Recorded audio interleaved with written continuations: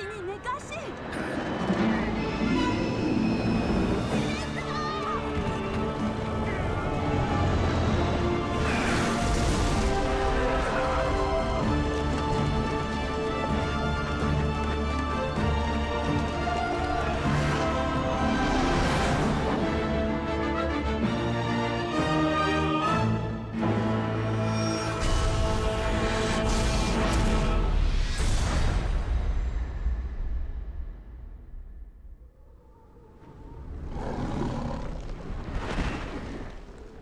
Hello everyone, and welcome to probably my first ever actual YouTube only Let's Play.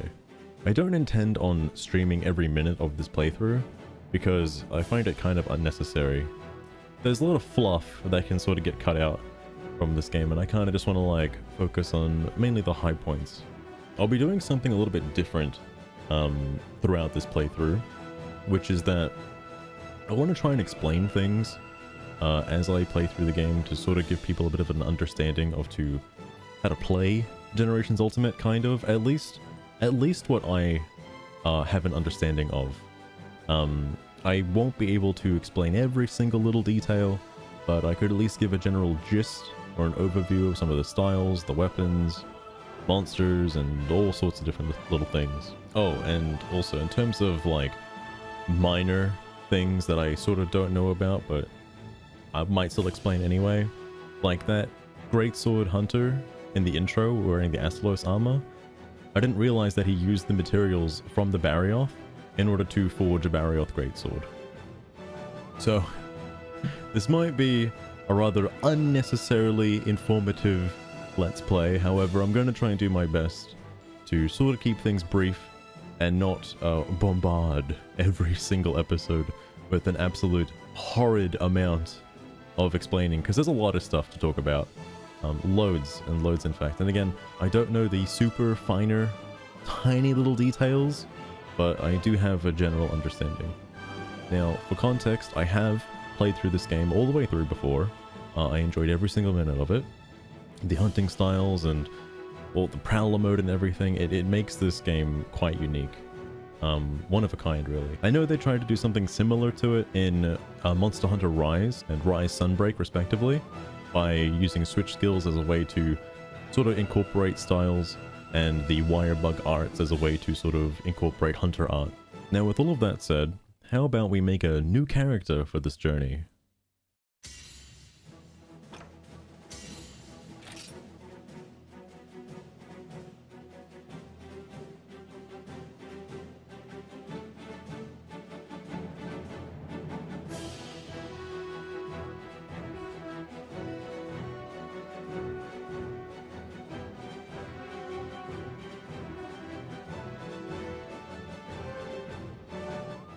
Alright, I want to cut in real fast because my two favorite male voices in this game are both Type 17 and Type 18. You got Type 17, which is a little bit like Jackie Chan.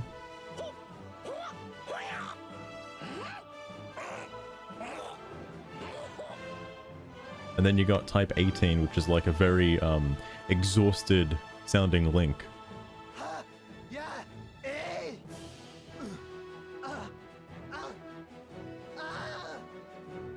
For this playthrough, I'm going to be using Type 18 because I think it's hilarious.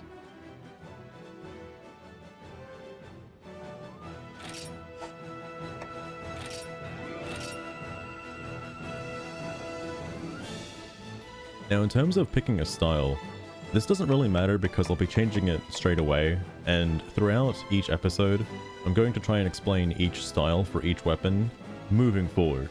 Alright? But for the starter, I'm just going to pick guild style, and the hunter arts do not matter, because again, I will be changing the weapon straight away.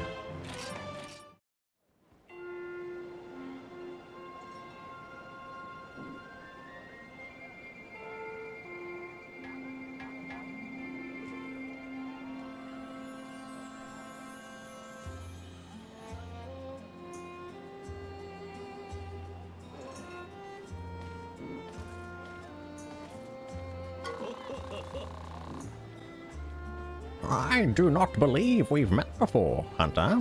What brings you to our village here in the Highlands?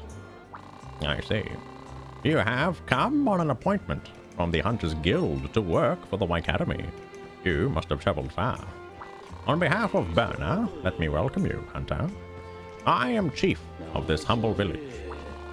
Ours is a village rich with history, centered around the Academy, created long ago to research the origins of the mysterious, ancient limestone structure at the base of the mountain near here.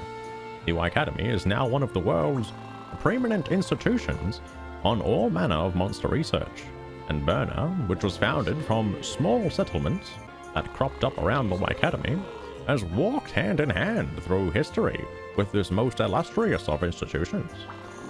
Forgive me. You have not come for me for history lessons. Go introduce yourself to the chief researcher, and he will register your appointment as a Academy hunter. You will find him further up the path. You should be able to recognize him by the white researcher's coat he wears. Now, as for the matter of your lodgings, the researchers have no trouble sleeping among piles of books and reports. But for you, I'll allow you to use this guest house. Consider it your home while you work here, free of charge. Inside, you'll find an item box, stocked with a selection of weapons. Use whichever one you think suits you. You'll also have your own personal housekeeper, who can help you with a variety of other services. Once you finish speaking with the chief researcher, come see me again. Okay, with that abrupt intro out of the way, I think first things first is to change some of the settings.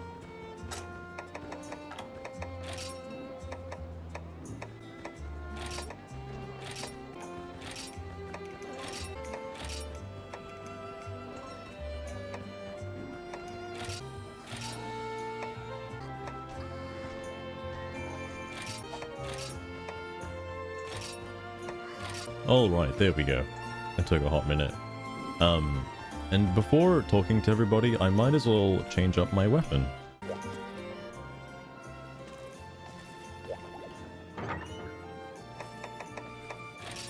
So you might be wondering, what weapon am I planning to use? Well, I'm planning to kind of use all of them, and I'll be changing it up as I go through the game. So, for each... here's my plan moving forward. For each episode, I want to do a different style. I like a lot of the styles in this game. For some weapons, I can't use them all, but I want to at least learn, so I'll give it an attempt. And I guess if you're playing along with me, you can also try out some different styles as well and see what suits you best.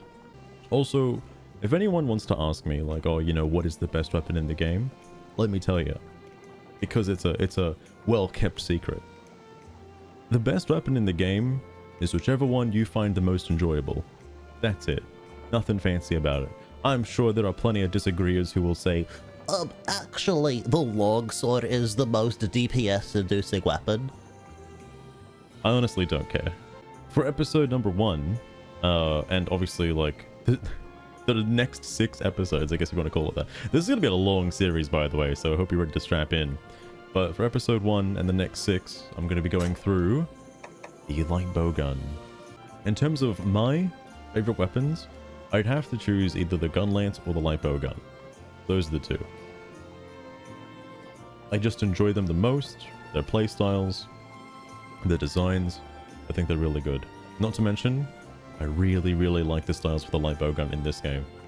For gun lance, not so much. I was one of those, during my original playthrough, I pretty much used guild-style gun lance the entire time. I had no reason to use anything else. Valor style was cool, but I'm getting ahead of myself. Now, here's the tutorial time aspect.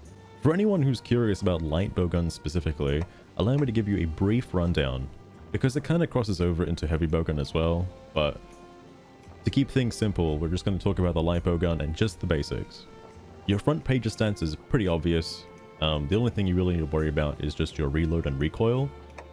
Some bowguns are capable of firing shots that have a much higher firepower to them, or a bigger punch, so to say.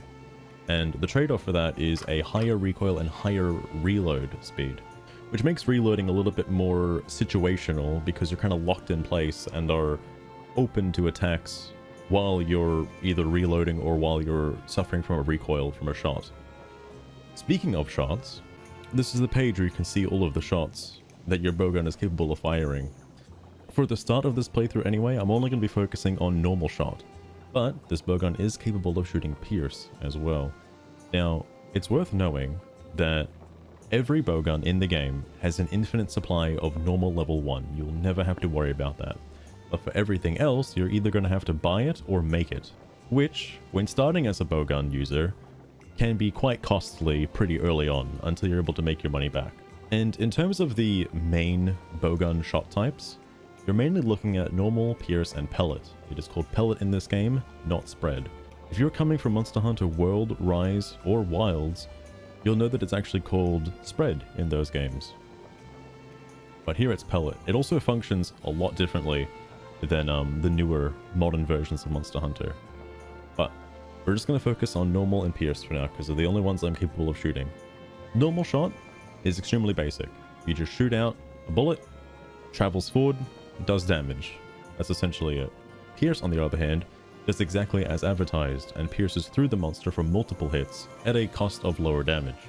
However, if you manage to get all the shots that go through the monster, it does equate to more damage. Now you might be thinking that level 3 is obviously the strongest of all the types. Not necessarily. Type 3 is mainly for monsters that are much larger and much bigger. Most people tend to use Type 2 just because it's readily available, it's cheap, and doesn't require you having to fight like a Goliath of a monster. For example, Normal 1 and 2 are relatively the same shot type. However, Normal 3 is a bit different. So Normal 3 trades off the damage you get from Normal Level 2 in exchange for the bullet being able to ricochet off of the outside of a monster. So you can get more hits with Normal Level 3 if the monster is big enough. But because we won't be fighting anything that big for quite some time, you don't have to worry about Normal Level 3. Just Normal Level 2 is pretty much all you're going to need.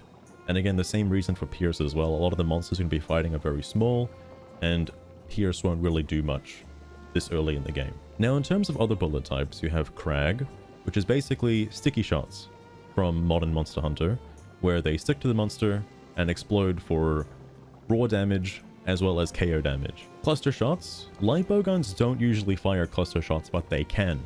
Cluster shots are usually exclusive to heavy bowgun because of how much recoil they can provide you, and also require an alternative firing mode.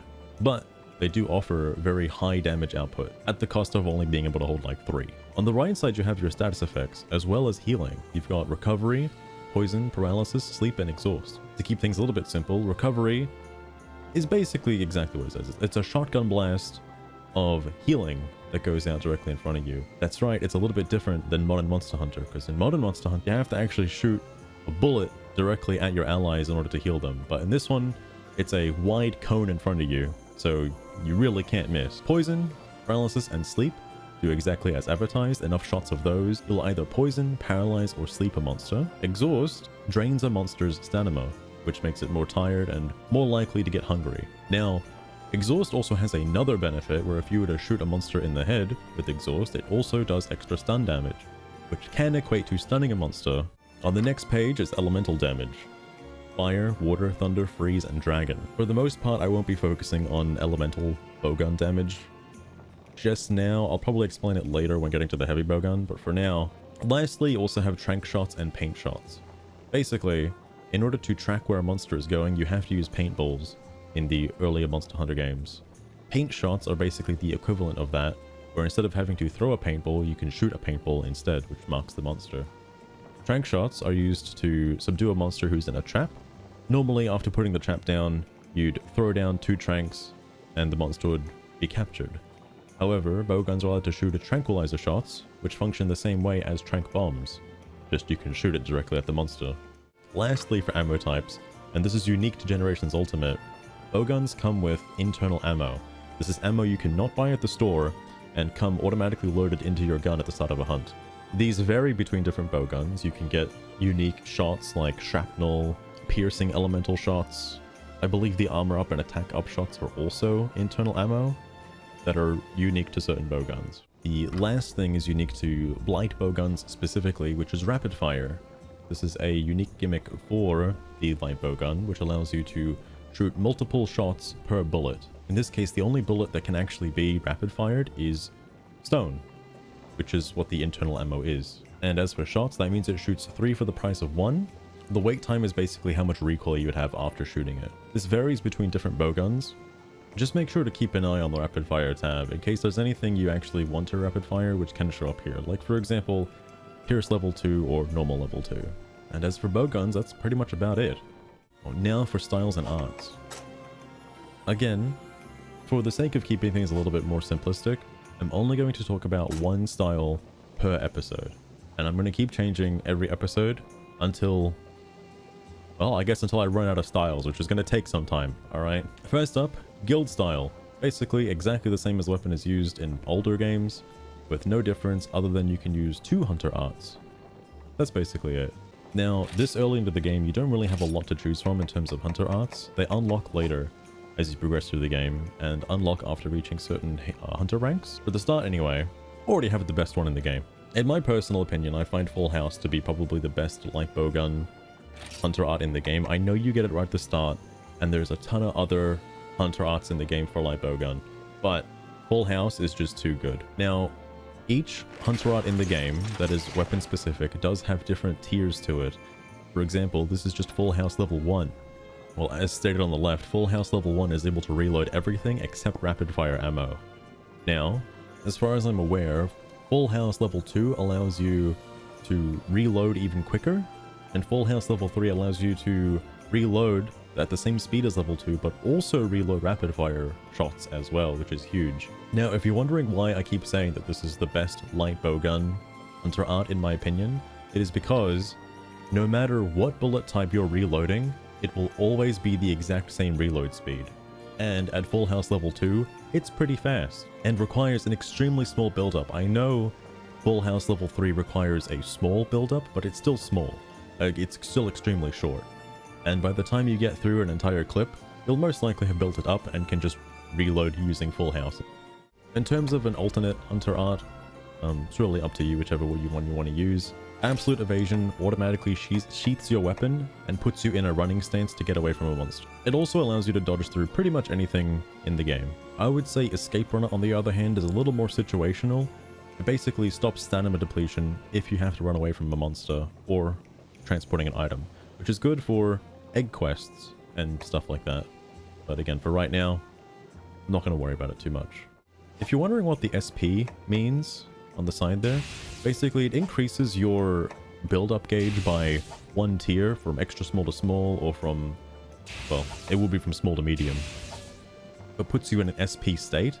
Different hunting styles benefit differently from being in an SP state. I'm not going to talk about SP until we get to Alchemy style, where SP is kind of the big deal. Anyway, now that that's all explained, and you've probably clicked off the video, let's go around talking to everybody now. Salutations, Meowster. May I call you Meowster? I am the housekeeper in the Academy's employee, Nya. Just say the word and I'll be there at your beck and call. I'll provide many services. Want to watch a movie or cutscene again? Allow me to show you the gallery, Nya. Hungry for more quests? Seeking unique palicos? Connect to the internet for downloadable content. So you see, Meowster, if you're looking for a little sugar and spice in your hunting life, then I'm your feline, Nya. I do need to run through 2 very important questions with you, so clean the wax out of your ears, Nya. 1. Before quitting the game, remember to use the bed to save. 2. When you return from a hunt, I highly recommend you use the item box to organize your items. Remember these 2 simple rules of paw, and you'll be one happy hunter, Nya. Meow, can I help you today? Let me talk about the claim bonuses and downloadable content real fast. So, this game's been out for a long time. Similar to modern Monster Hunter games, a lot of content that got released for the game is still available to this day. This includes a lot of celebration bonus packs where they give you out a bunch of items. But if you really don't care about like the early game struggle and just want to get on with the game, then I highly recommend claiming your bonuses and the downloadable content. Because there are a lot of celebration bonus packs that give you an absolute outrageous amount of items. So much to the point where the early game is completely irrelevant. I'm not going to do that yet, but do keep this in mind because, you know, maybe after about like 10 episodes or so, I'll probably end up downloading all the content. Until then, just keep this in the back of your mind that if you need a bunch of potions or you need a bunch of armor spheres or something like that, just go online, download the content, claim all your bonuses. It is completely free. What the housekeeper said about saving from your bed, you can do that, but at the same time, if you ever decide to quit from the menu, you will always be prompted to save your progress every single time. Just keep that in mind.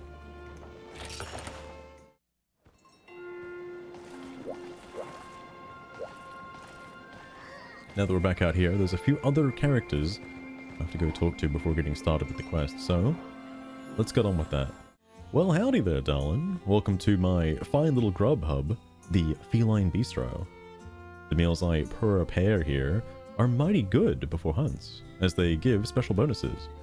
We do things pretty simple around here. Just grab a seat and choose order a meal. Then you can order your dish. The kind of dish determines the bonuses you receive to stats like health and defense. Then you can choose a sauce to go with it. Choose carefully. Clause, it affects what food skills you get. You can pay for your meal in either Zenny or Wakatobi points, but only one meal per hunt is permitted. Tell you what, darling, have this voucher. I'll let you eat for free, and it maximizes all stamina bonuses. Now that you know how we do things here, try per-lancing and order yourself. Well, if it ain't the fresh-faced new hunter in town, welcome back to the bistro, darling. Have you had a bite to eat yet? I wish I had more dishes I could prepare for you, darling, but the menu's so small. I've been thinking of expanding it with a little research and development, you might say. Want to lend a pour and help me out? Well, here's some good ingredients to experiment with. When I discover a new dish, I'll add it to the menu. But first, let's practice how it all works. For now, we'll go with Laranoth salami and animo beef. They're both meat, but it'll work, yeah. Just mix them both together and see how it turns out. It'll be fine, I promise. First, open the ingredient list and then pick Laranoth salami and then animo beef in that order. It's easy.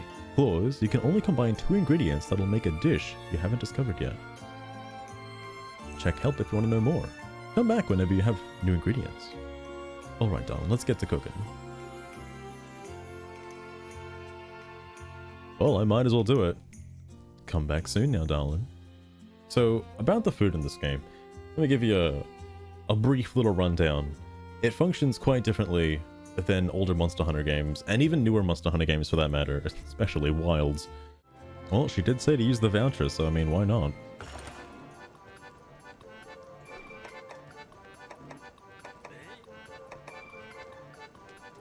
So, basically, the bistro lady will give you a numerous amount of requests to go and get new ingredients, or you might get other ingredients from various side quests throughout the game. You talk to her, combine the ingredients in order to make meal items, and then you pick whichever meal you'd want. Of course, they have different benefits. For the most part, I'm only going to really worry about just health and stamina at this point. I'm not really going to worry about attack up or defense up or any other like subsequent skills at the moment. It's not really worth it until you have like a quest you really need to eat for. It may look small now, but this list of meals ends up becoming one of the longest menus I've ever seen in a Monster Hunter game, period. I'm glad they give you a sort feature because you'll be needing it later, trust me. Especially considering all the different sources have their own different effects. This part is similar to older Monster Hunter games, where you're basically getting the skill effects that you see listed in the middle. I'm not going to explain all of them, because that'll take some time. Maybe I'll do it later. But for the sake of using a light bowgun, the only one that's really worth eating for is Feline Sharpshooter. That's literally it.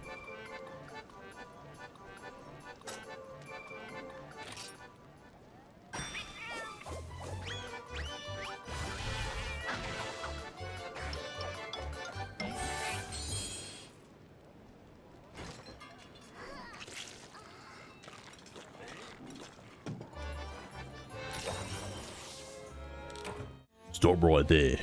That look in your eyes, that confidence in your step. You want to be the very best. Am I right? Well, if you want to be like no hunter ever was before, then there's two things you gotta know. Hunting styles and hunter arts. These two things are key to becoming a monster hunting master. I'll even teach you about control types as a bonus. So, you want to know more? And am I the best instructor in all the land? Yeah. Oh, you know it. Now, repeat after me. I know nothing. The master of style knows all. I'm less than dirt. Good. The first thing you've got to get a grip on is hunting styles, which determine the way you hunt. This is because each style affects what kind of actions and attacks you can perform. One style, for example, lets you boost yourself off monsters and other objects for a monster of a jump. Another style lets you perform special defensive maneuvers suited for deadly counterattacks. There are 6 hunting styles in all you can choose from, each with its own distinct flavor. Now, let's talk about hunter arts. Want to show off? Want to completely rock a hunt? Then look no further. Hunter arts come in the universal, any weapon variety, and ones that are specific to each weapon type. But before you try tacking them all on at once, know that the number you can equip depends on your style.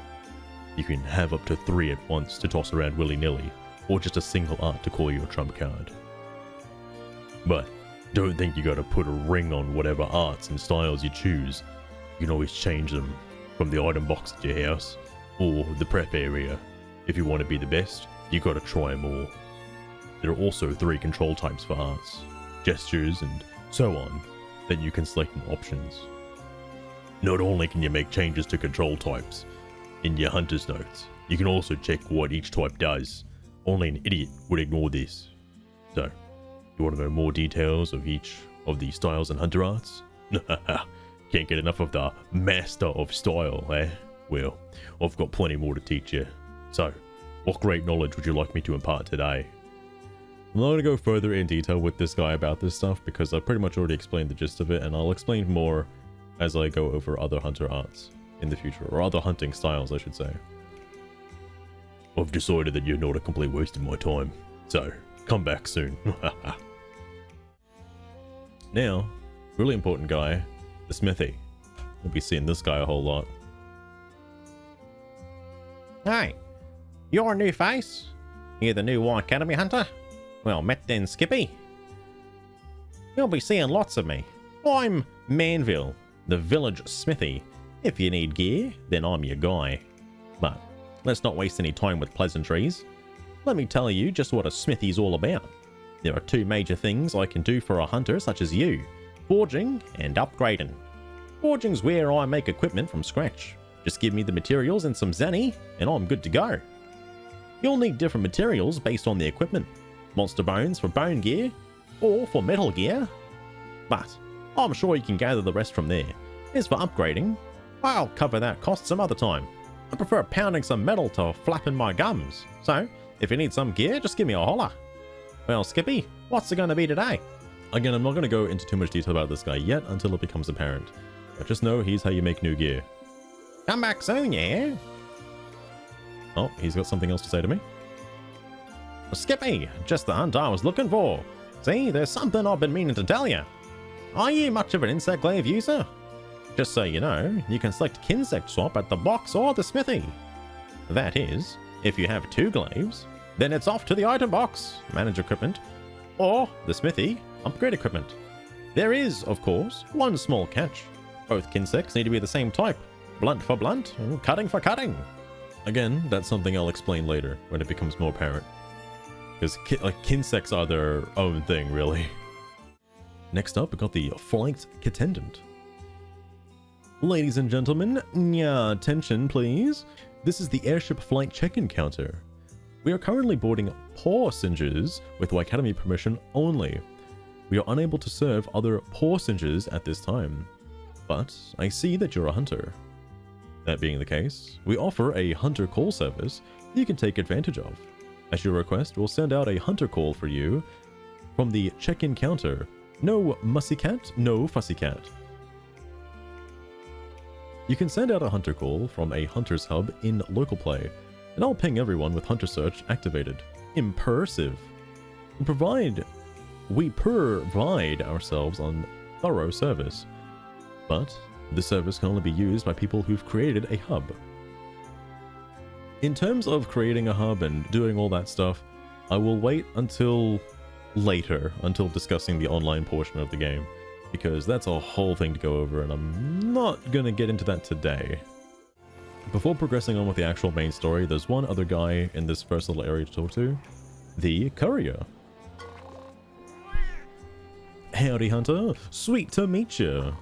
There's something I should tell you about Monster Hunter Generations Ultimate.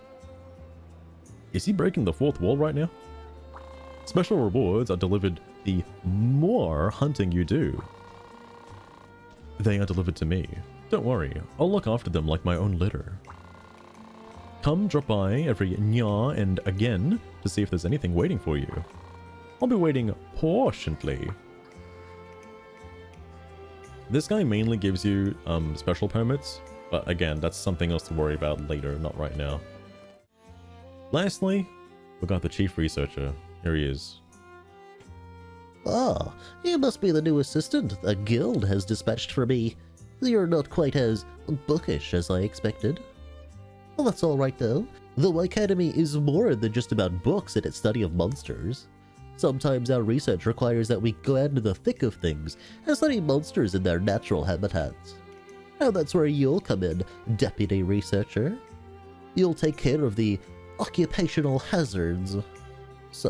Also, please sign this liability waiver for lasting effects from fire, poison, paralysis, slime mold, viruses. Now then, currently our efforts have been concentrated on the Jurassic frontier, and we're short-handed. There's lots still left to explore, so that's where you'll be going, Deputy. Pen in hand, and sword too, perhaps. Do you see that large white building at the base of the mountain in the distance? That's the Academy Research Facility. The Hunters Hub, overseen by the Hunters Guild, is just out front of it. That makes Bherna here a sort of gateway for relations between the Academy and the Hunters Guild. The Hunters Hub is run by the guild manager. Drop by to register yourself sometime. Oh no! Look at me rambling on like I don't have reports to write and places to be. Ugh. I'll take care of the paperwork.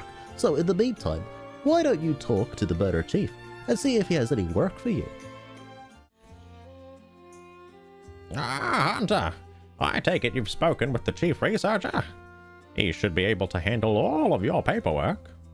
Now then, I imagine it'll take some time before everything is squared away with the Academy. Until then, perhaps you could help me with a few quests. You could consider it a bit of a warm-up before officially starting your work as a Academy Hunter.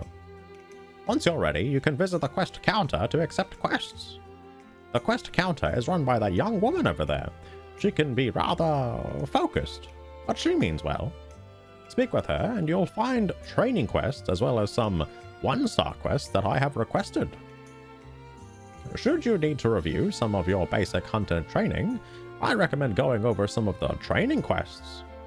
The village also has facilities such as the market and armory, which should prove useful for your preparations. Also, if you take the path down to the right, you'll find yourself at the Palico Ranch. The felines of Bherna make their home there, and several of them run a variety of unique and useful facilities. You'll also find the Meowstress there. She scouts Palicos to aid hunters like you. Speak with her to learn more. Finally, please take this small allowance, a pittance, but I pray it'll help you on your journey, Hunter. Now then, the quest counter is waiting. Good luck, Hunter. Oh, you know what? Actually, I'll see if Sugar wants to do the voice. Huh. Me? Oh. Okay. Ahem. Hi. Hunter person? Welcome to our little patch of heaven. So, you're here to become a Y Academy hunter, Well, you came to the right place. Did you know that Bherna means gateway to the Y Academy in Wyverian? Well, actually, that's a lie. Sigh. Even with all the blue skies, amazing cheesy cuisine, and adorable Moofas, Bherna's PR is kinda lacking. Bherna deserves to be positively buzzing with tourists. I just need to think of something that appeals to the masses. You see, I'm kinda like Bherna's ambassador. I'm always going to other villages and... Oh gosh, look at me yapping on and on. It's just... when I start talking about Bherna, I can't stop. Let me formally introduce myself. I'm the resident Bherna gal. I run the quest counter here. I bet the chief sent you over to have me set you up with a quest, didn't he? Well, if you need a quest, I've got 'em. Hunting, gathering, you name it. Each quest has a level because, hello, we don't want new hunters getting maimed out there. So for right now, only 1-star quests for you, Buster. It's not so bad. Better than getting ripped to shreds, right? Take a stab at some of these and we'll go from there. Anyway, after you've accepted a quest, go left to the quest gate and press the A button to take off. Keep in mind that once you accept a quest, you can't enter your house unless you cancel the quest. For that reason, we put an item box near the quest gate in case you need to organize your stuff before leaving. Finally, if you need to practice hunting some more, you can pick a training quest from here. You can figure out the more boring details like how to use weapons and items later. For now, pick a quest. That's it. Now, if you don't mind, I've got a PR campaign to plan. Good luck out there. Anyway, here's all of the questing action lined up for you today. Alright, that was a lot more dialogue than I thought there was going to be, but thanks, Sugar. You pulled through. No problem. I'm here to help after all. So about the quests. These are all we have available now, and it's worth noting that there are hidden key quests. Quests that specifically progress the story when completed. The game does not tell you which ones these are, however, so you're kind of just inclined to do whichever one, really. I'm sure eventually you'll end up doing them all anyway, but the key quests are usually pretty obvious as you get further into the village. It's worth noting that for right now, the main key quests to do are Find the Ferns and Wipe Out. More will unlock later, of course. In an effort to explain the rest of what I have to explain to get the tutorial stuff out of the way, I'm going to start with Find the Ferns. Oh, and let's not forget to actually check. Who's requesting this quest? Young Y Academy researcher. Unique ferns are tasty and all, but when people keep eating them, there are no specimens to research. That's why I need you to go out and gather some before they're all gone. Look for them growing among flowers. A little bit of a hint to where you can find them.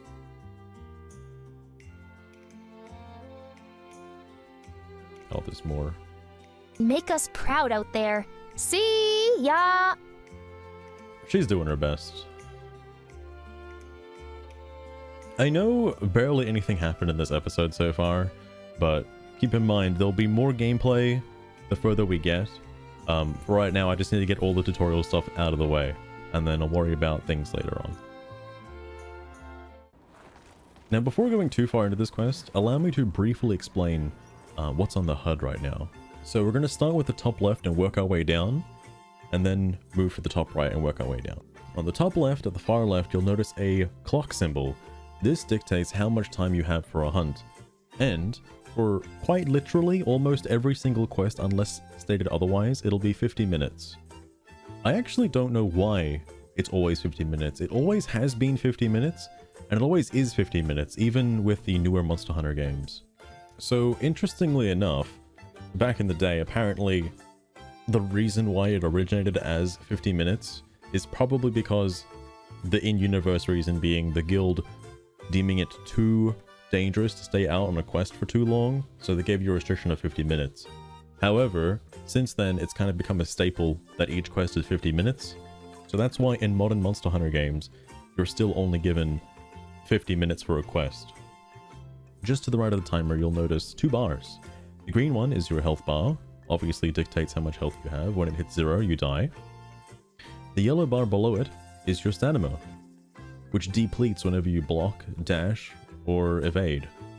It also does decrease over time as well, throughout the length of a hunt. Just below that is your weapon-specific gauge. Now, depending if you're a Blade Master or a Gunner, this is either going to be a sharpness symbol for your Blade Master weapon, or, in the case of being a Gunner, it's the size of my magazine for the Bowgun. Or it would be the amount of coatings you could have for or the amount of coatings you have loaded for a bow. Below that, I'll come back to that when actually using a Blade Master weapon. But for now, just below it is where the player list is. This obviously expands if you're playing online and have multiple people in a hunt. But for right now, it's just my character. Now, looking all the way down, the bottom left-hand corner, just a bit further down, you'll notice the subscribe button. And I know it's a little bit late into the video now, but hey, if you want to help me out, it's right there. And directing your gaze to the top right, you'll notice an unseen little monster icon. Now, whenever you're in the same region or whenever you're in the same area as a monster, you'll see it pop up in the top right. There, you can then press the right stick in if you're playing with the same control type I am, which I think is the default for that, although I know it can also be ZR, depending on other control schemes. However, when you press it, you become locked onto the monster, which functions the same way as modern Monster Hunter games, where you tap the L button, or in my case, ZL button, and it locks onto the monster. Just below that is where the map is located. However, because I do not have the map in my inventory, you only get to see the section that you're kind of in, pretty much, or around. Further down in the bottom right, there are 2 things here. One is the ammo pouch, which is only there for gunners, shows you which ammo type you have loaded, and below that is your item pouch, which shows you which item you currently have selected. You can hold ZL and press either Y or A to cycle through items, or X and B to cycle through ammo types. And to the bottom left of that, that's where the hunter arts are located.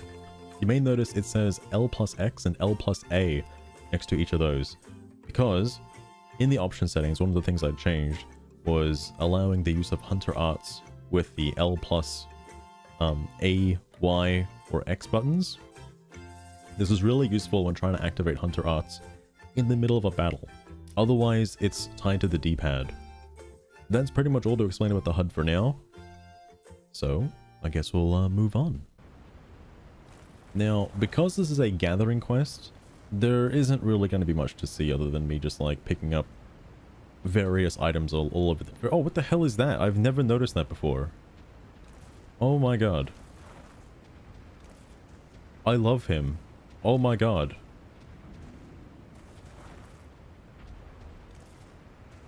Look at him go.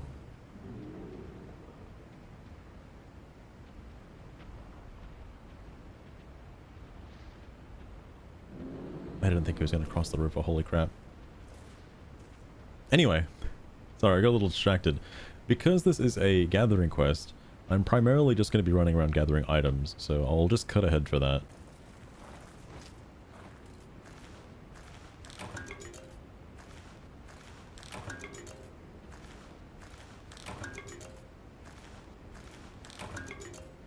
I suppose while doing this, it's also worth noting that this quest is also a bit of a tutorial on how to get herbs, which will be needed later for combining into potions.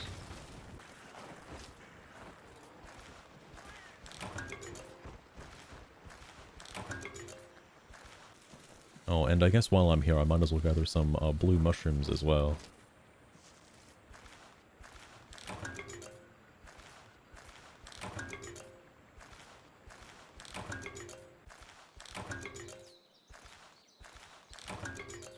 But you can also hold the A button down if you prefer to do that as well. You don't have to keep mashing it for every single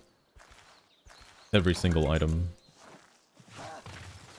And I'll also grab some honey too while I'm here.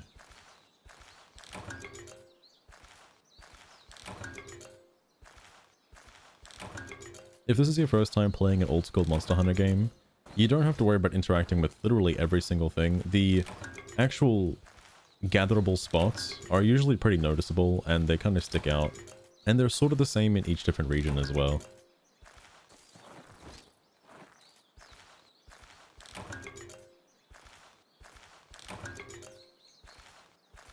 Alright, well, I only needed 8 ferns, so I guess I'm good to head back now. Alright, what a nice little haul. It's just some stuff to get started, really. Like, it's quest number 1. Not really expecting a whole bunch. Now, going through this, you may notice some item descriptions have the tag account item next to them, like the unique ferns, the unique mushrooms, and the ancient berry.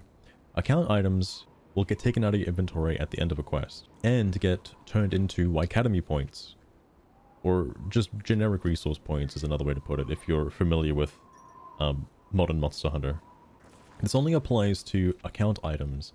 There are supply items given to you by the guild, which are also dictated with yellow text saying supply item. These will get taken off of you at the end of a quest. Now, it's worth knowing that not every item in this box is a supply item. The paintballs are not. The ammo they give you is also not considered a supply item. So if you wanted to, you can take these and sell them when you get back for a bit of a quick buck if you're not a gunner. I am, so I'm gonna keep these for later because I know I will need them. Alright, I don't want to disclose how long I went searching for those unique mushrooms.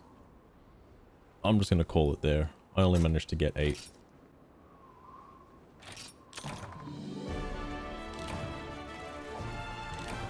If you ever have to deposit unique items, or you're on a egg hunt quest or anything else like that, you'd use the red box to deposit all your items for that specific quest objective.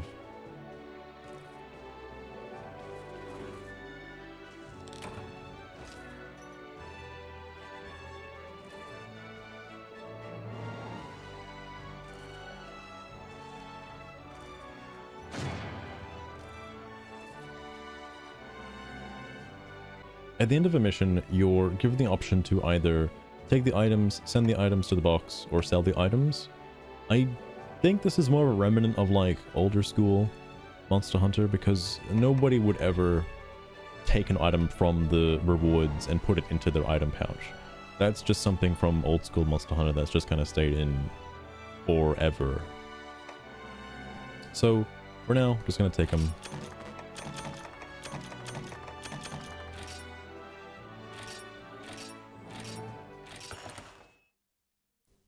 And if I did complete the sub-quest, there would be extra items in the blue portion of that box. Oh, and the chief researcher wishes to talk to me again. Ah, Deputy, I have an assignment for you. You see, as a researcher, I specialize in monster data.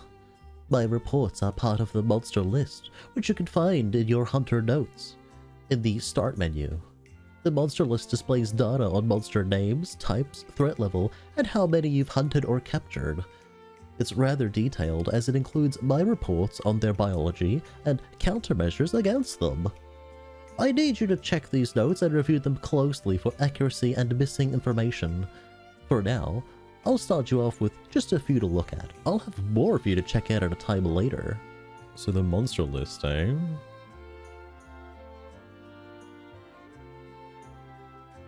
Oh, interesting. Yeah, those big guys are called Laranoths. And these giant herbivores are peaceful towards hunters unless their young are threatened. Their long necks let them eat hard-to-reach leaves and nuts, which they may drop if attacked while feeding, and eat constantly to maintain their size. They also have unique sound-producing organs. Very interesting. What I might do is, considering there's going to be a lot of these, I might give you one monster fact. Or I might just read one of these per episode. And I'll probably put it at the end. For right now, you have a Laranoth. Anyway, it's back to the Bherna girl for now. Ah, hunter person. I forgot something super important. It's about something called the Hunt of the Day. If you manage to hunt down the monster indicated by the Hunt of the Day, you'll pick up an extra reward. The Hunt of the Day quest is only available once. If you complete it, then poof, it's gone. Oh, but it's refreshed twice a day. You can check which monster's the Hunt of the Day and what the reward is at the quest counter or quest board. Check your hunter's notes for the full lowdown. Anyway, here's all of the questing action lined up for you today. Alright. That's all I'm gonna do for today. Unfortunately, I know. There's a lot more to go over, but I'll save other explanations for as they come up. For now, I just wanted to get the intro out of the way, and next time I'll swap styles and actually start hunting some proper monsters. Now with the intro out of the way, I suppose we'll have to see you next time, so I hope you enjoyed, and be sure to give this video a like if you enjoyed it, although that's up to you.